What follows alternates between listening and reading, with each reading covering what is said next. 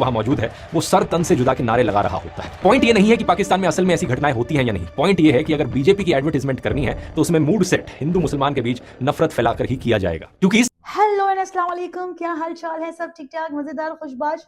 और जी धुरंधर 1 ही हजम नहीं हो रही थी भाई, धुरंधर 2 भी आ गई। ये कुछ लोग कह रहे हैं ये क्या बकवास है, नहीं यकीन आ रहा। चलो आओ देखते हैं भाई, फिर हम आपको दिखाते हैं, फिर तुम लोगों को यकीन ही नहीं आता, ठीक है। और कुछ लोग ही कह रहे हैं कि हाँ बहुत अच्छी है, फलानी है, ढिमकी है। और कुछ लोग ये कह रहे हैं ये क्या बकवास है, इसमें तुम लोगों ने सब जो बकवास की। देखो अच्छे लोग ना इंडिया में अभी भी मौजूद हैं, इसी वजह से इंडिया चल रहा है। ठीक हो गया, तो जल्दी से देख लेते हैं, उसके बाद जी करते हैं डिस्कशन। नमस्कार दोस्तों, पिछली बार जब मैंने धुरंधर फिल्म पर वीडियो बनाया था तब मैंने कहा था कि इस फिल्म के डायरेक्टर आदित्य धर बीजेपी के चाटुकार हैं। आज मैं इस चीज के लिए माफी मांगना चाहूंगा। मुझे नहीं लगता दोस्तों कि ये बीजेपी के चाटुकार हैं, अब मुझे लगता है कि ये महाचाटुकार हैं। ये इस लेवल के चाटुकार हैं कि नॉर्थ कोरिया का डिक्टेटर किम जोंग उन भी जेलस फील करेगा इन्हें देखकर, सोचेगा काश मुझे भी आदित्य धर जैसा कोई मिल जाता। धुरंधर 2 कोई एंटरटेनमेंट के मकसद से बनाई गई फिल्म नहीं है, ये बीजेपी की सबसे एक्सपेंसिव इलेक्शन एडवर्टाइजमेंट है, वो भी एक इंटरवल के साथ। नॉर्मली एड्स को स्किप किया जाता है, लेकिन इस एड को 500 रुपए देकर आप खुद थिएटर में देखने जा सकते हो। और ये मैं नहीं कह रहा हूं, खुद बीजेपी के चीफ मिनिस्टर कह रहे हैं। आसाम के सीएम हिमंता बिस्वा शर्मा ने पब्लिकली बोला जो लोग धुरंधर देखने जा रहे हैं वो बीजेपी को वोट करेंगे। जो धुरंधर देखने जा रहे हैं वो लोग बीजेपी को वोट डालने वाला है। अच्छा है मेरे लिए। बीजेपी का ऑफिशियल हैंडल खुद फिल्म के गानों को मोदी के प्रमोशनल मटेरियल के तौर पर यूज कर रहा है। अब बात सिर्फ यहीं तक होती तो फिर भी ठीक था, लेकिन इस फिल्म में इतने झूठ भरे हैं कि इसके जरिए देश का इतिहास रीराइट करने की कोशिश की जा रही है। एक बड़े स्केल पे लोगों को ब्रेन वॉश करने की कोशिश की जा रही है। और कमाल की बात यह है कि ये उन इवेंट्स को झुठला रही है जो लोगों ने खुद जिए हैं। ऐसा करना ना सिर्फ देश की इंसल्ट है बल्कि सभी देशवासियों का अपमान करना है। और इस सब के पीछे मकसद सिर्फ एक, नरेंद्र मोदी की एडवर्टाइजमेंट।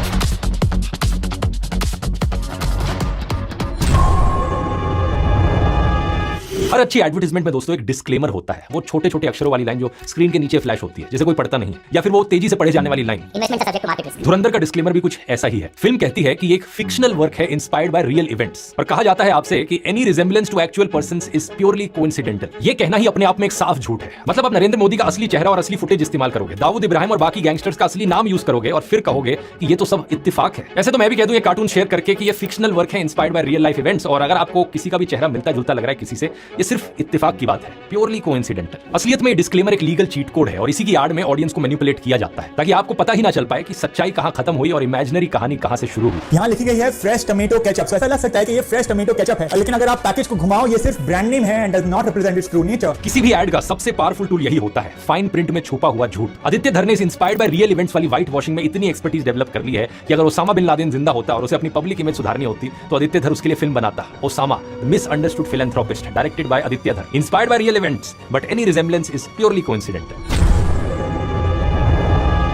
हर स्मार्ट एड अपना प्रोडक्ट बेचने से पहले ऑडियंस का मूड सेट करती है। परफ्यूम एड्स में रोमांटिक म्यूजिक बजता है, कार एड्स में खुली सड़कें दिखती हैं, और बीजेपी की इस एड में मुसलमानों को बारबैरिक दिखाया जाता है। फिल्म के शुरू में ही एक सीन है जहां पाकिस्तान में एक सिख आदमी को फेक ब्लास्फेमी चार्जेस पर जिंदा जला दिया जाता है। मॉब जो वहां मौजूद है वो सर तन से जुदा के नारे लगा रहा होता है। पॉइंट ये नहीं है कि पाकिस्तान में असल में ऐसी घटनाएं होती हैं या नहीं, पॉइंट ये है कि अगर बीजेपी की एडवर्टाइजमेंट करनी है तो उसमें मूड सेट हिंदू मुसलमान के बीच नफरत फैलाकर ही किया जाएगा। क्योंकि इस सीन को अगर आप फिल्म से निकाल भी देते तो उससे स्टोरी लाइन पर कोई फर्क नहीं पड़ता, कैरेक्टर डेवलपमेंट पर कोई फर्क नहीं पड़ता। ये सीन उतना ही अनइंपॉर्टेंट है जितना फिर हेरा फेरी फिल्म में डोमिनोज पिज्जा वाला सीन। वहां पर सिर्फ उसे इस पिज्जा ब्रांड को प्रमोट करने के लिए ऐड किया गया था और यहां पर सिर्फ नफरत प्रमोट करने के लिए। साइकोलॉजी में इसे इमोशनल प्राइमिंग कहा जाता है। पहले इमोशन जनरेट करो, फिर उस इमोशन के ऊपर अपना नैरेटिव बनाओ। ये टेक्निक ऐसी है जैसे कोई हलवाई पहले आपको एक तीखी मिर्च खिलाए, इतनी तीखी कि आपकी जुबान जल जाए, फिर उसके बाद आपको मिठाई खरीदनी ही पड़ेगी क्योंकि आपका मुंह जल रहा होगा। आदित्य धर ने इसी तरीके से ऑडियंस की जुबान जला दी ताकि बाद में जो भी प्रोपेगेंडा परोसा जाए वो सीधा हजम कर ले।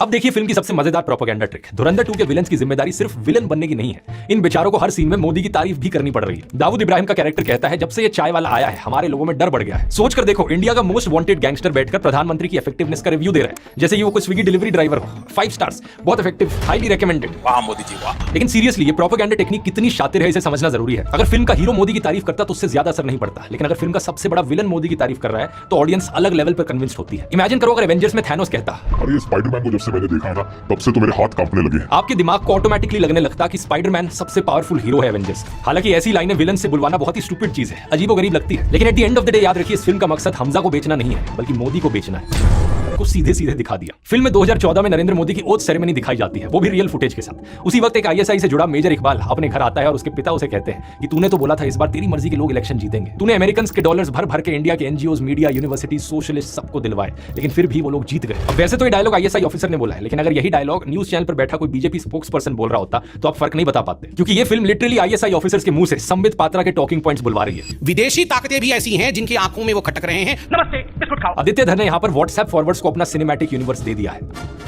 अगर फिल्म के शुरुआत में ये इंस्पायर्ड बाय रियल इवेंट्स की जगह इंस्पायर्ड बाय व्हाट्सएप फॉरवर्ड्स लिखता तो ज्यादा सच होता। इस चीज को रियलिटी से मैच करके देखो। फिल्म कहती है कि अमेरिका मोदी को प्रधानमंत्री नहीं बनने देना चाहता था, लेकिन 2014 में जिस दिन इलेक्शन रिजल्ट्स आए उसी दिन यूएस के प्रेसिडेंट बराक ओबामा ने मोदी को पर्सनली कॉल करके बधाई दी थी, व्हाइट हाउस में इन्वाइट किया था। आप कहोगे शायद इलेक्शन जीतने के बाद वो पलट गए होंगे, लेकिन ये खबर देखो, फरवरी 2014 में इलेक्शन रिजल्ट से 3 महीने पहले यूएस एम्बेसडर खुद गुजरात जाकर मोदी से मुलाकात कर रही थी। यानी अमेरिका पहले से ही मोदी के साथ काम करने की तैयारी कर रहा था। और अमेरिका तो छोड़िए, 2018 में पाकिस्तान के former ISI head lieutenant general Asad Durrani ने खुद कहा कि आईएसआई मोदी को प्रधानमंत्री के तौर पर प्रेफर करता है। ये देखो आर्टिकल में क्या लिखा है, मोदी के जीतने पर पाकिस्तान का रिएक्शन था कि it served India right. Modi अब इंडिया की इमेज और इंटरनल बैलेंस डिस्ट्रॉय करेंगे। यानी असल में आईएसआई चीफ ने कहा कि उसे मोदी पसंद है, और फिल्म में क्या दिखाया जा रहा है, ठीक इसका उल्टा। अरे बाप रे, ये तो धोती खोल रहा है। लेकिन इस डायलॉग में सबसे बड़ा प्रोपेगेंडा ये है कि आईएसआई इंडिया की एनजीओज, मीडिया, यूनिवर्सिटीज और सोशलिस्ट को फंड कर रहा था। ये एग्जैक्टली वही नैरेटिव है जो बीजेपी की सरकार इस्तेमाल करती है सिविल सोसाइटी की आवाज को दबाने के लिए। बीजेपी ने इसी व्हाट्सएप नैरेटिव के बेसिस पर एमनेस्टी इंटरनेशनल इंडिया को 2020 में बंद कर दिया, न्यूज क्लिक के जर्नलिस्ट के घरों पर 2023 में रेड्स करवाई, 2014 के बाद से 20,000 से ज्यादा एनजीओज के फॉरेन फंडिंग लाइसेंसेस कैंसिल करवाए हैं, जिनमें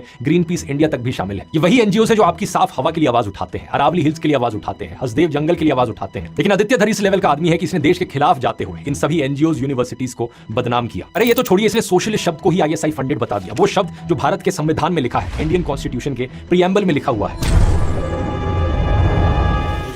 फिल्म में दिखाया जाता है कि जो लोग मोदी का विरोध करते हैं वो फॉरेन फंडेड है, लेकिन एक्चुअल डेटा एग्जैक्टली इसकी उल्टी कहानी बताता है। साल 2002 में the foreign exchange of hate नाम से एक रिपोर्ट सामने आई और इसमें दिखाया गया कि आईडीआरएफ नाम की एक American organization systematically US donors का पैसा आरएसएस एफिलिएटेड ऑर्गेनाइजेशंस को भेज रही थी। इसके अलावा 2001 से 2012 के बीच में यूएस बेस्ड 5 चैरिटीज ने $55 मिलियन से भी ज्यादा संघ से जुड़ी ऑर्गेनाइजेशंस को दिए। और सबसे इंटरेस्टिंग बात देखिए, अल जजीरा की इस रिपोर्ट के अनुसार कोविड-19 के दौरान यूएस गवर्नमेंट के फेडरल रिलीफ फंड्स में से $833,000 भी राइट विंग ग्रुप्स को गए। लेकिन ये ट्विस्ट आदित्य धर की फिल्म में कभी नहीं आएगा।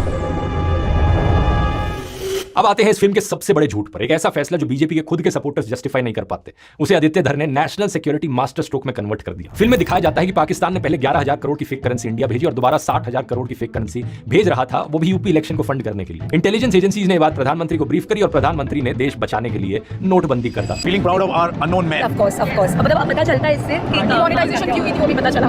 अब वैसे तो आप इस चीज को थोड़ा लॉजिकली सोचोगे तो खुद ही आपको लगेगा कोई सेंस है इस बात का। इतनी छोटी सी चीज के लिए कोई इतना बड़ा एक्शन लेता है क्या? ये तो वही बात हो गई कि घर में चूहे को पकड़ने के लिए आपने अपने पूरे घर को आग से जला दिया। सच बात यह है कि आरबीआई की 2017-18 की एनुअल रिपोर्ट के अनुसार डीमोनेटाइज किए गए 15.41 लाख करोड़ रुपयों में से 15.31 लाख करोड़ रुपीस वापस आ गए थे, यानी कि 99.3% नोट्स बैंकिंग सिस्टम में वापस आ गए थे एक साल के अंदर अंदर। और ये देखिए, आरबीआई ने कहा कि उस साल उन्होंने सिर्फ 43 करोड़ रुपीस की फेक करेंसी डिटेक्ट करी, सिर्फ 43 करोड़ रुपीस, यानी कि फिल्म में दिखाए हुए 60,000 करोड़ रुपए, 11,000 करोड़ रुपए, ये सिर्फ आदित्य धर की बनावटी कहानियां हैं। National bureau of economic research की स्टडी के अनुसार डीमोनेटाइजेशन ने इंडिया की इकोनॉमिक एक्टिविटी को नवंबर-दिसंबर 2016 में कम से कम 3 परसेंटेज पॉइंट्स कम कर दिया। इंडिया के जीडीपी पर इसका बहुत बुरा असर पड़ा, जिसका इंपैक्ट अगले कई सालों तक दिखता रहा। एटीएम लाइंस और कैश क्राइसिस की वजह से कम 80 से ज्यादा लोग मारे गए। कोई बैंक्स के बाहर लाइन में खड़ा खड़ा गिरकर मर गया तो कोई एटीएम के पास हार्ट अटैक से मर गया। बैंक एम्प्लॉइज ओवरवर्क से मारे गए, कोई हॉस्पिटल में इलाज नहीं करवा पाया क्योंकि कैश नहीं था। बाहर आने के कारण इन्होंने डॉक्टर के पास दिखाया, लेकिन कोई भी डॉक्टर 500,000 के नोट चेक करके किसी ने भी कोई ट्रीटमेंट नहीं करा। ये सब लोगों ने अपनी आंखों से होते हुए देखा। बीजेपी के कट्टर सपोर्टर्स भी इसे डिफेंड नहीं कर पाते और आदित्य धर इसे अपने पापा की महानता बता रहे हैं। सच बात तो यह है कि अगर सही में मोदी ने इस कारण से नोटबंदी करी होती तो इसका क्रेडिट लेने सबसे पहले वो आगे खड़े होते। मतलब सोचकर देखो, जिस इंसान ने वॉर नहीं रुकवाई वो वॉर रुकवाने का क्रेडिट ले रहा है। वॉर रुकवा दी पापा। जो इंसान पुलवामा के शहीद जवानों के नाम पर वोट मांग रहा है वो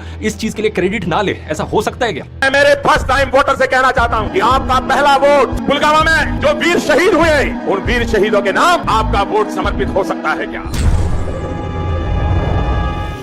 पतंजलि के गुलाब शरबत बॉटल में लिखा ही नहीं है कि कितना शुगर है, लेकिन उनके वेबसाइट में लिखा है 99% शुगर है। किसी भी ऐड की सबसे पावरफुल टेक्निक इस चीज में नहीं होती कि आपको क्या दिखाया जा रहा है, बल्कि इसमें होती है कि आपसे क्या छुपाया जा रहा है। इसलिए नोटिस करने वाली बात यहां यह है कि आदित्य धर अपनी इस प्रोपेगेंडा फिल्म में आपको क्या नहीं दिखाते। 25 दिसंबर 2015 प्रधानमंत्री मोदी ने पाकिस्तान का सरप्राइज विजिट किया। ये इंडिया के किसी भी प्राइम मिनिस्टर की 10 साल बाद पाकिस्तान यात्रा थी। इससे पहले सिर्फ प्रधानमंत्री अटल बिहारी वाजपेयी 2004 में पाकिस्तान गए थे। मनमोहन सिंह अपने 10 सालों के कार्यकाल में कभी पाकिस्तान नहीं गए। नवाज शरीफ के घर पर दोनों लीडर्स ने करीब 90 मिनट बैठक की और साथ में खाना खाया। फिल्म में आपको नहीं दिखाया गया है क्योंकि ये फिल्म के नैरेटिव के खिलाफ जाता है। जो प्रोडक्ट आपको बेचने की कोशिश की जा रही है उस प्रोडक्ट के खिलाफ जाता है। इसी विजिट के 8 दिन बाद 2 जनवरी 2016 को पठानकोट एयरफोर्स स्टेशन पर टेरर अटैक होता है।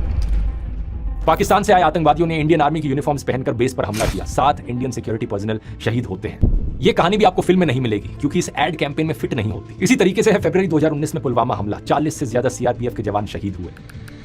एनएसए अजीत डोभाल, जिन पर फिल्म का मेन कैरेक्टर बेस्ड है, 2019 में ये एनएसए थे। 11 इंटेलिजेंस इनपुट्स आ चुके थे कि कुछ होने वाला है, लेकिन एक्शन नहीं लिया गया। ये सब आपको इसलिए नहीं दिखाया जाएगा क्योंकि आप प्रोडक्ट खरीदोगे ही नहीं ऐड देखने के बाद। अब सोचकर देखो, अगर कोई भी फिल्म मेकर यही सेम टेक्निक्स का इस्तेमाल नरेंद्र मोदी के खिलाफ इस्तेमाल करे तो क्या होगा। गलवान की रियल फुटेज आपको दिखाई जाती है, जहां 2020 में चाइना ने 20 इंडियन सोल्जर्स को मारा। फॉर्मर आर्मी चीफ की किताब का रियल कोट इस्तेमाल किया जाता है। प्रधानमंत्री ने आर्मी चीफ को क्लियर ऑर्डर्स देने की बजाय कहा, जो उचित समझो वो करो। प्रधानमंत्री का ऑल पार्टी मीटिंग वाला स्टेटमेंट दिखाया जाता है, ना कोई घुसा है, और फिर ये दिखाया जाता है कि ये स्टेटमेंट ऑफिशियल वीडियो से हटवा दिया गया। इस सारे सच के बीच में आप थोड़ा सा झूठ घोल दो, कहो कि चाइना के साथ सीक्रेट डील हुई थी बीजेपी की, कह दो कि इलेक्टोरल बॉन्ड्स के जरिए इन्हें फॉरेन फंडिंग मिली थी देश के खिलाफ जाने के लिए, और बाद में इंस्पायर्ड बाय रियल इवेंट्स का डिस्क्लेमर लगा दो। मैं यहाँ इलेक्शन कमीशन और सुप्रीम कोर्ट से सवाल करना चाहूंगा, क्या देश में इस तरीके की फिल्में बनाना अलाउड है जहां पर किसी नेशनल पॉलिटिकल पार्टी को एंटी नेशनल दिखा दिया जाए? क्या ऐसा कंटेंट बनाना अलाउड है जहां पर आप सच के साथ झूठ घोल दो किसी पॉलिटिकल लीडर को प्रमोट करने के लिए और किसी दूसरे को बदनाम करने के लिए? अगर अलाउड है तो हैरान मत होना अगर फ्यूचर में इन्हीं टेक्निक्स का इस्तेमाल करके कोई फिल्म या कोई कंटेंट सोशल मीडिया पर बीजेपी को देशद्रोही घोषित कर दे।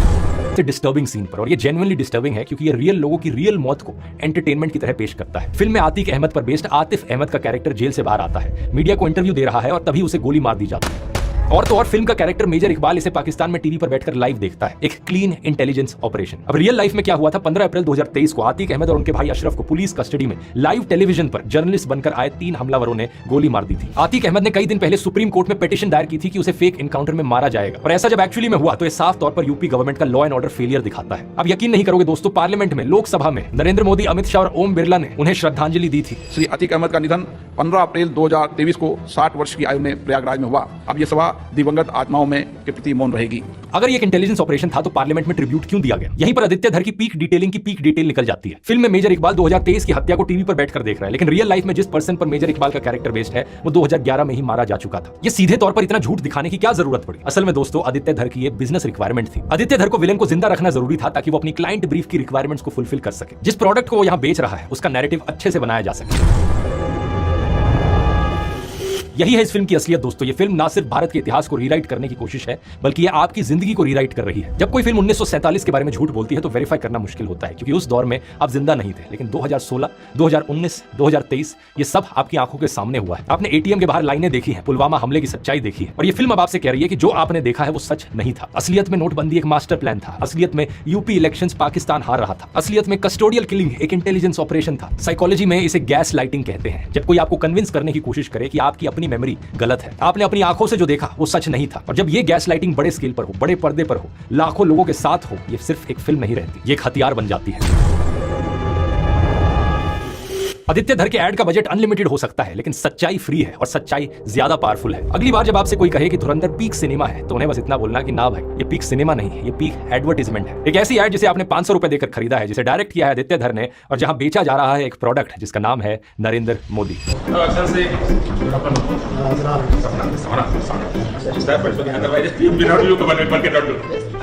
बस दिक्कत यह है कि ऐड कितनी भी महान बना लो, अगर प्रोडक्ट में दम नहीं होगा ना तो काम नहीं बनेगा। अपना सपना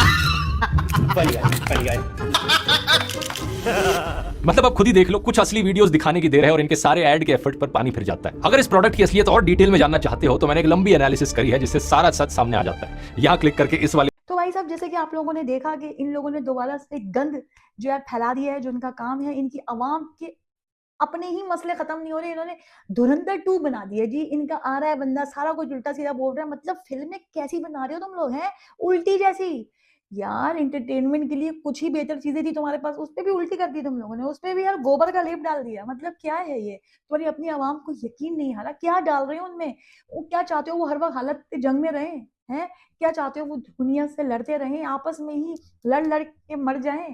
हालांकि असली और शुद्ध इंडियंस और हिंदू भी हैं कि जो इस बात को समझते हैं कि ये चीज़ें गलत हैं, लेकिन जो इस तरह के डायरेक्टर और देखने वाले अनभक्तों के सरदार मोदी और क्या कहते करते हैं गोदी के चेले, तो वो सारे जो है ना ये उल्टी सीधी हरकतें जो है करते हैं। पाकिस्तान में ये हो गया तो पाकिस्तान में वो हो गया। तुम लोगों की न्यूज़ देख लो भाई साहब, जहाँ पे पाकिस्तान का नाम ना आ जाए वहाँ पे तो इनका पेट खराब हो जाता है, मोशंस लग जाते हैं इनको, लूज हैं। फिर उसके बाद जी पाकिस्तान का नाम लेते हैं, जब जाके इनकी तबीयत बेहतर होती है। कोई डॉक्टर कोई दवाई काम नहीं करती जब तक ये पाकिस्तान का नाम ना ले लें। क्यों? क्योंकि इनको पैसा मिलता है, समझ रहे हो ना।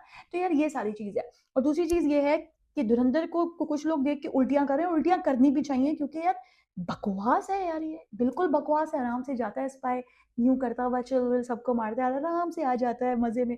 हाँ बेचारे जो खुद कर नहीं सकते ना, वो बेचारे स्पाई बना लेते हैं ऐसे हैं। तो ये सारी सीन थी। तुम लोग बताओ, तुम लोगों को ये कैसा लगा, तुम लोग को हजम होती कि नहीं। उसमें की और भी बहुत सारी वीडियोस आई हुई हैं, तो इस चैनल को सब्सक्राइब कर दो और अनीशा ऑफिशियल पे मुझे ज्वाइन कर दो इंस्टाग्राम पे। Okay bye.